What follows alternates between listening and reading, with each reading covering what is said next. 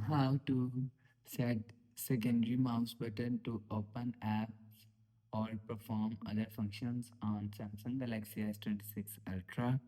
Let's start the video. First of all, go to App Library. Here click on Settings app. Now in Setting, scroll down, and click on General Management. After click on General Management, click on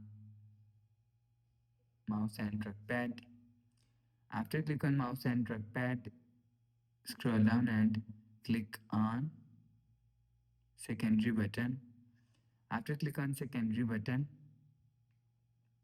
click on, you will see, if you want to set secondary button, mouse button to open apps, perform other functions, so you will see home, back, view, notification, open app. So you will select function from here. After select, go back to home screen. So that's how you can set secondary mouse button to open apps or perform other functions on Samsung Galaxy S26 Ultra. If you like the video, please subscribe. Thanks for watching.